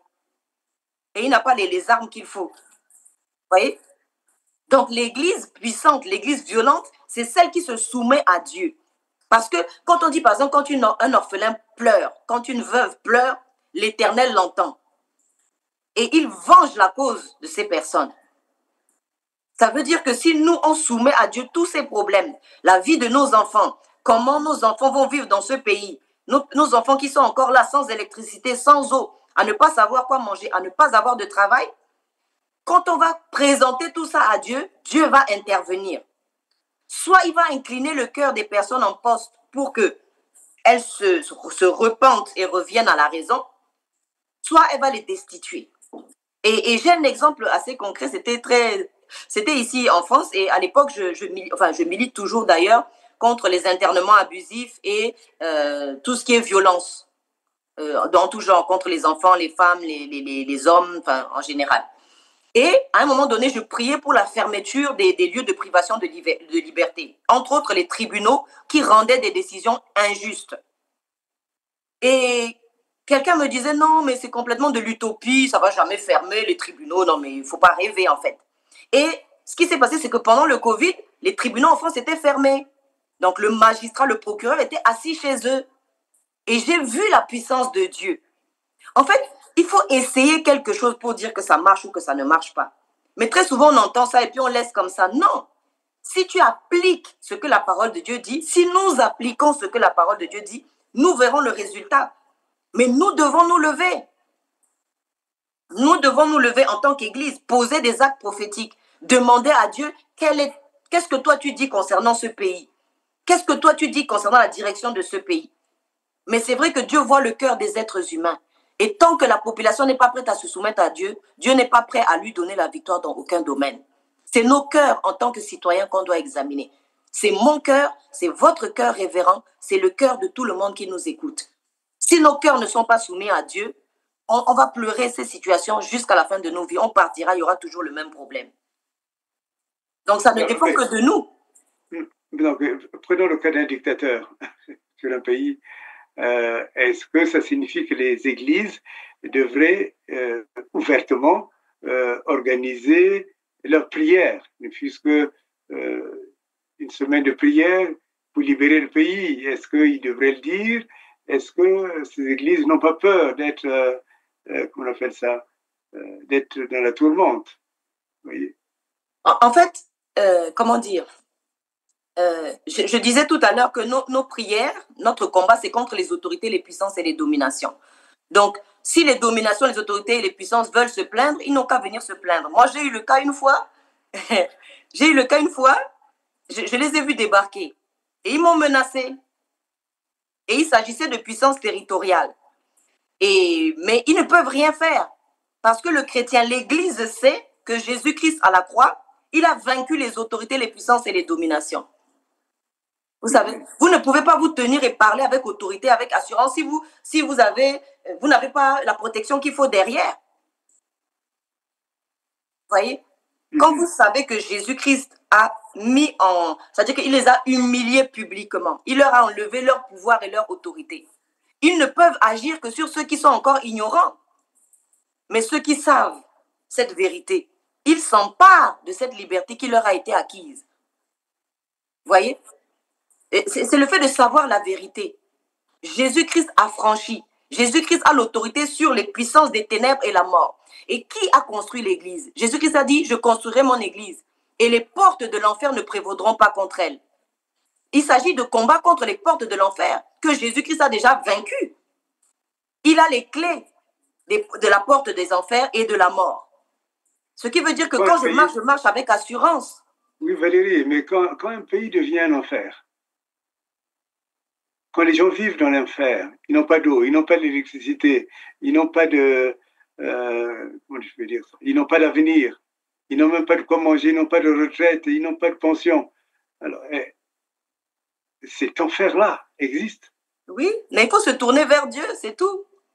Il faut que nos cœurs retournent à Dieu. Et qu'est-ce qu'il faut faire? Personne ne peut combattre le diable à part Dieu. Personne.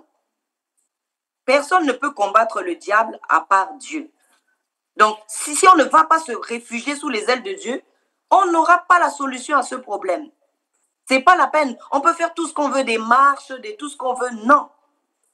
Le problème est dans la soumission à Dieu. Quand tu te soumets à Dieu, la parole de Dieu dit que lorsque les voies d'un homme plaisent à l'Éternel, il incline même le cœur de ses ennemis. C'est-à-dire que soit ils cèdent la place, soit ils sont délogés tout simplement. Nous, on ne combat pas les personnes. Mais si ces personnes se mettent sous l'autorité du mal et que le mal a déjà été vaincu par Jésus, ben, c'est eux qui choisissent leur camp. Hein. Vous voyez? Mais il n'y a pas d'autre solution que le retour à Dieu. Le jour où une population se repent, prend des moments de repentance, de s'examiner soi-même. Et ça va jusque loin.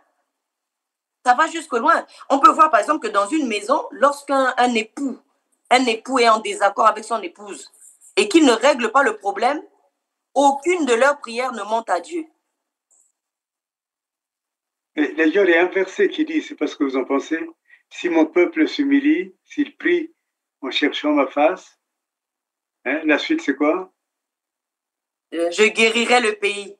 Voilà. Alors, est-ce que justement, est-ce que là, on n'est pas en plein là sur la question de la délivrance d'un pays? C'est tout à fait ça. C'est tout à fait ça. C'est tout à fait ça. Donc, ça veut dire que c'est Dieu qui délivre. Il y a la délivrance nulle part ailleurs. Donc là, en fait, on pourrait parler des heures et des heures, mais le vrai problème, c'est l'état de nos cœurs.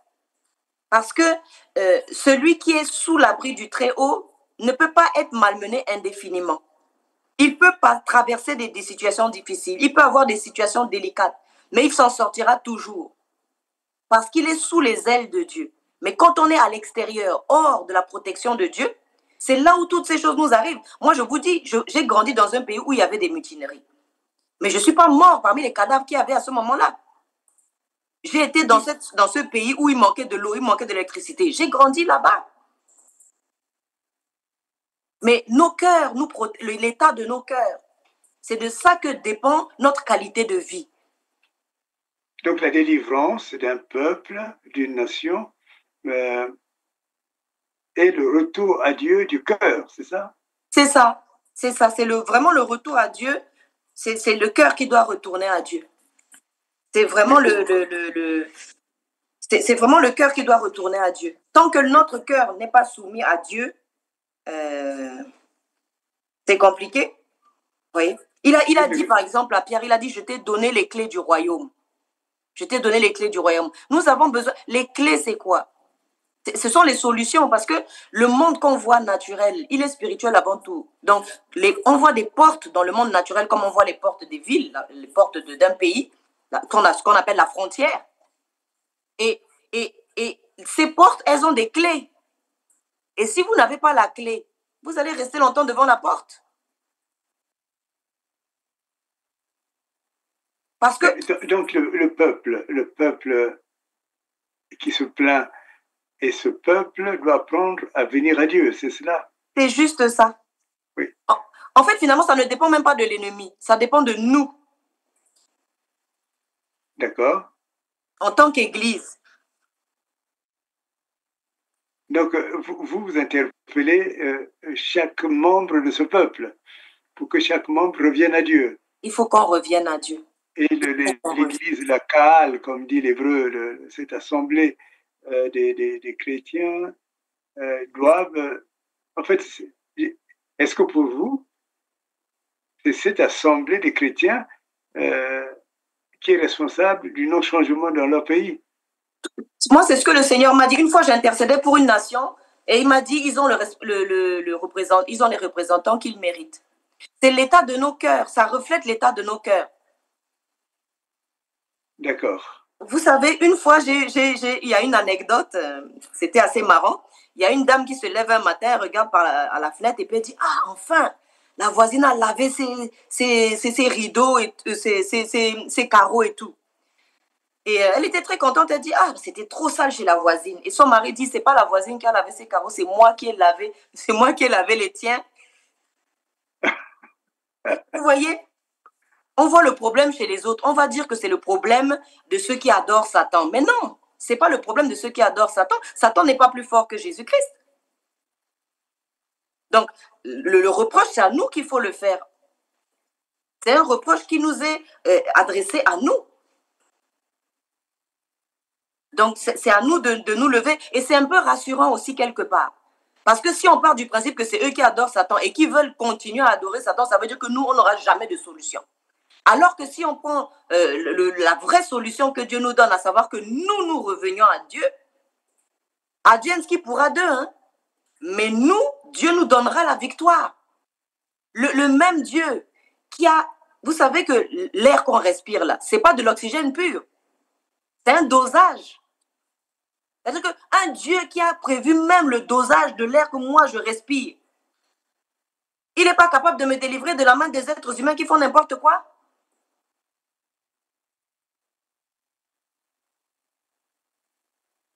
Certainement, oui.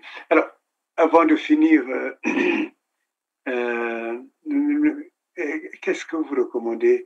Quelles sont les indications précises que vous voulez donner aux églises particulièrement, puisque c'est cela qui intéresse votre cause? Qu'est-ce que vous leur dites? D'organiser des prières, d'organiser des veillées, d'organiser, enfin, voilà, tout ce qui permet de se rapprocher de Dieu. Et comment est-on convaincu qu'on s'est vraiment rapproché de Dieu?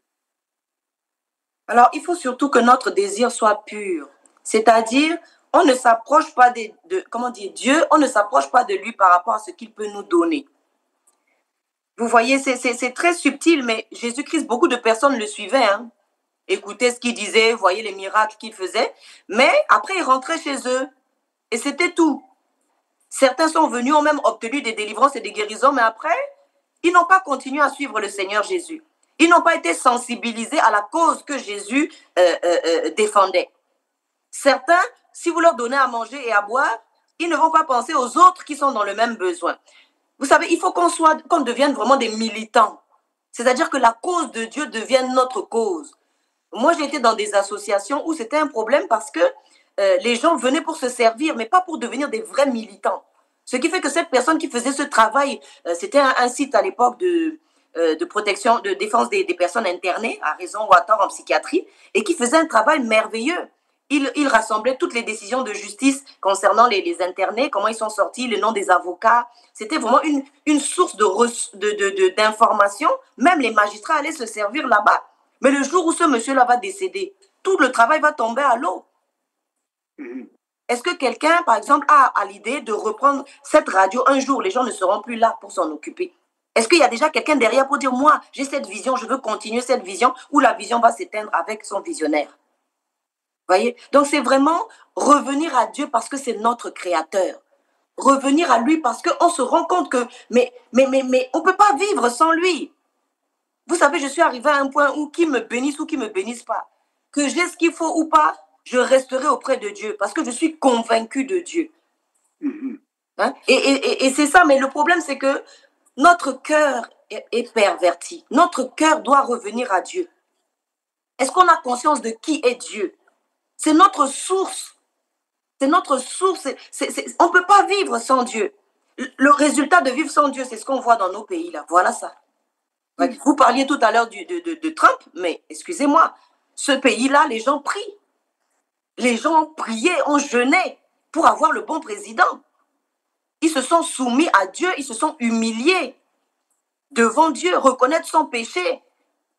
Et ça va jusqu'en bas. Je dois demander pardon à ma sœur que j'ai offensée. Mais ça, c'est que Dieu qui peut me convaincre de ça. Parce qu'il y a des gens, ils font du mal aux autres et puis ils n'en ont rien à faire. Hein. Leur conscience ne les dérange même pas, ils dorment la nuit tranquille.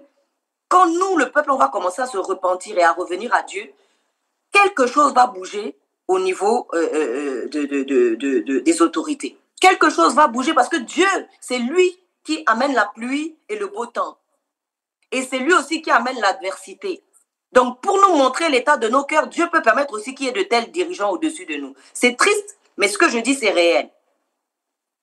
Si nos cœurs ne sont pas tournés vers Dieu, on aura des mauvais dirigeants au-dessus de nous. Et on aura beau se plaindre, mais rien ne remplace le retour à Dieu. On peut mettre en place toutes les stratégies qu'on veut, mettre tout ce qu'on veut, ça ne va rien changer. Le retour à Dieu, il n'y a même pas d'alternative à ça. Donc, c'est vraiment moi en tant que citoyenne. Moi, je regarde à qui j'ai fait du mal. Je me repens. Si j'ai fait du mal à mon frère, à ma soeur, à mon époux, à mon épouse, à mon enfant, ça commence dans une maison. Notre solution, ce qu'on cherche là, c'est dans la présence de Dieu. C'est en Dieu notre solution. C'est pour ça que depuis, tout le monde met en place des stratégies, des choses, mais rien ne fonctionne. Parce que ce n'est pas ça la clé. Quand vous avez la mauvaise clé, vous vous tenez devant une porte, vous êtes là, vous avez une clé, hein, mais ce n'est pas la bonne. Vous essayez, vous allez rester là devant la clé. devant la porte jusqu'à la fin. Vous voulez entrer dans cet endroit, mais sans la clé. Comment vous allez faire? C'est vraiment le retour à Dieu, j'insiste dessus. Ce qui se passe dans le monde ne se passe pas à cause de la volonté d'un être humain. Dieu est au contrôle de toutes les manœuvres. Et lorsqu'il permet que quelque chose te résiste, c'est parce que dans toi, quelque chose doit changer. Une introspection est nécessaire. Alors, prenons un cas. Vous connaissez l'histoire de Jézabel qui avait amené des faux prophètes, hein, c'est cela, dans le pays. Vous connaissez aussi la bataille qu'a livrée Élie contre les faux prophètes, jusqu'à ce que, bon, d'abord, il a donné la preuve qu'il était avec Dieu, puisque vous connaissez cette parole qui nous explique comment il y a eu l'épreuve du feu, vous voyez, que le feu descende uniquement en invoquant le Dieu, et les prophètes de Baal, hein, c'est comme cela, je crois qu'on les appelle. Les prophètes de Baal n'y sont pas arrivés, et c'est Élie qui d'abord a même demandé qu'on mette de l'eau sur les arbres, enfin les troncs d'arbres, et finalement, en invoquant Dieu, Dieu a brûlé, a fait descendre le feu. Mais alors, c'est la deuxième partie qui m'intéresse. Élie a cherché à tuer les prophètes de Baal. Vous vous rappelez que ça a même amené le courroux de Jézabel. Tout à fait. Ce passage que vous connaissez dans Un roi, quelle est l'analyse que vous en faites? C'est qu'il fallait tuer ces prophètes pour libérer la nation, de... En fait, si on regarde bien, c'est le feu qui est descendu du ciel qui a tué les prophètes. Élie a invoqué le Dieu, l'Éternel des armées, et le feu est descendu à tuer tous les prophètes de Baal. D'accord. Ce qui fait que Jézabel s'est fâchée. Et c'est vrai qu'à un moment donné, quand elle s'est fâchée, Élie est parti se cacher. Oui. Mais il faut aussi savoir quelque chose, c'est que Élie était caché dans la ville où Jézabel habitait. Oui. Elle a envoyé le chercher un peu partout, mais Élie était là sous dans son royaume et elle n'a rien pu lui faire. D'ailleurs, ce n'est pas Jézabel qui a tué Élie. Élie a continué à vivre et Élie a continué sa mission en noyant d'autres prophètes pour continuer la mission. Et ce qui est intéressant dans cette affaire, c'est aussi l'histoire de Jézabel, c'est que Jézabel est morte. Oui. Jézabel est morte avec toutes ces abominations et avec toutes les personnes avec lesquelles elle s'était livrée à des abominations. D'accord. C'est vraiment intéressant. Est-ce qu'il y a des Jézabel dans nos pays? Ah, mais tout à fait, des personnes qui sont influencées par l'esprit de Jézabel. Parce que l'esprit de Jézabel, c'est ce qu'on appelle un tueur de destinée. C'est-à-dire que nous, on met au monde nos enfants pour qu'ils deviennent des ingénieurs, des policiers, voilà, des commerçants et tout ça. Et toi, Jézabel, tu viens pour détruire les études, empêcher que ces personnes fassent des études, pour les faire mourir de faim, les décourager, les pousser à la dépression et à se suicider. Hein? Donc, c'est cet esprit-là, c'est vraiment cet esprit. Et là, c'est intéressant pour ceux qui sont dans l'intercession. L'intercession est très importante, l'intercession de l'Église. Plus que jamais, l'Église doit être dans l'intercession. Et ce qu'elle a en face d'elle, pour moi, vous êtes revenu dessus 2 fois, vous avez bien fait. C'est l'esprit de Jézabel. C'est le tueur de destinée. Et vous savez, quand quelqu'un veut tuer votre destinée, soit c'est lui qui s'en va, soit c'est vous qui partez. Donc, voilà. Donc, vous devez vraiment l'intercession. L'intercession et savoir qui on cible. Les esprits, l'esprit de Jézabel, c'est un esprit. Et de la même manière qu'elle a agi en ce temps-là et qu'elle a échoué lamentablement, aujourd'hui elle agit, mais si on invoque le Dieu du ciel, elle va aussi échouer lamentablement et ça se saura. Ça se verra dans un pays. Quand Dieu revient dans un pays, la sécheresse disparaît. Moi, je me suis posé beaucoup de questions. Hein. Les routes en Afrique, c'est quand même bizarre. Et il y avait une fois une personne qui était dans le monde des ténèbres qui expliquait que les trous qu'on voit en Afrique, là où les voitures, les 4x4 font comme ça, c'est parce que la nuit, quand ils transportent les cœurs qu'ils mangent, cœurs humains, le sang qui coule à terre, quand la goutte de sang tombe, ça fait un cratère. Ça fait Et ce sont des réalités. En fait, si on ne croit pas la parole de Dieu, on ne pourra rien faire sur cette terre. D'accord. Mais c'est vraiment l'intercession bien ciblée.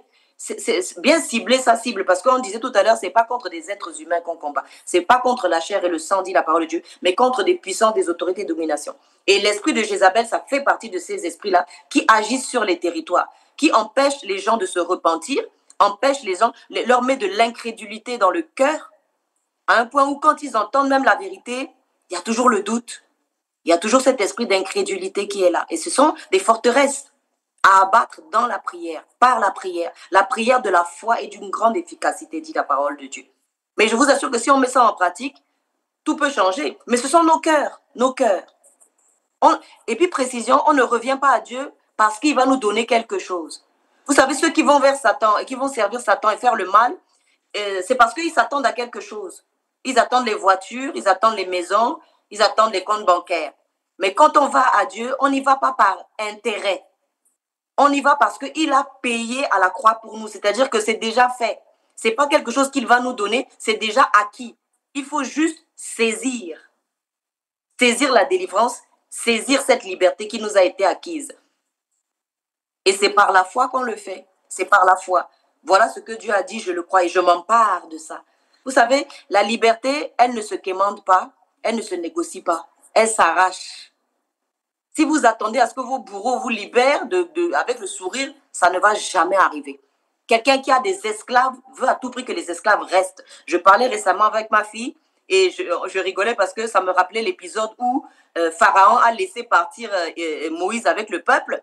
Après moult refus, après que son cœur se soit endurci. Et quand il a laissé partir le peuple parce que Dieu l'avait forcé le matin même en tuant son fils premier-né, et Dieu est capable de faire ça. Quand on résiste à Dieu, on ne veut pas libérer le peuple, Dieu est capable de faire tomber son courroux sur les personnes qui lui résistent. Il faut faire attention. Et il ne faut pas que ce soit trop tard non plus. Et il a perdu son premier fils et il a été obligé de dire à Moïse, bon, c'est bon, prends le peuple comme tu veux et allez adorer votre Dieu, partez avec votre bétail et tout. Et la Bible dit qu'ils ont même pris des choses chez les Égyptiens, leur ont donné leur richesse et leur or pour partir avec. Et quand Pharaon s'est rendu compte qu'il avait perdu ses esclaves, il est revenu, on lui a dit, mince, j'ai laissé partir les esclaves, comment je vais faire? Qui va travailler pour moi? Et les pyramides, qui va construire? Il a couru après les Hébreux. Et quand il a voulu les suivre dans la mer Rouge, eh ben, ça s'est refermé sur eux. Et il a perdu tous ses cavaliers. La parole de Dieu dit qu'il est retourné dans son palais, et dans le dessin animé que j'aime beaucoup regarder avec ma fille, on voit Pharaon assis comme ça, avec la main comme ça, et il dit, le Dieu de Moïse est le vrai Dieu. Parce que tous reconnaîtront que l'Éternel est le vrai Dieu. Hein. Même les satanistes le reconnaîtront. Hein. Quand ils seront parce que les conséquences des actes sataniques vous mènent où? En enfer. Quand ils seront là-bas dans le feu, ils vont se rappeler qu'il y a le Dieu vrai vivant, le vrai Dieu vivant qui leur avait tendu la main à un moment donné. Il y a un moment pour saisir la main de Dieu. Et puis il y a un moment où c'est trop tard. Ma chère Valérie, je pense qu'on peut... j'ai envie de vous inviter à un chant parce qu'on m'a dit que vous avez une belle voix. Et je ne sais pas si vous connaissez ce chant, Si mon peuple s'humilie.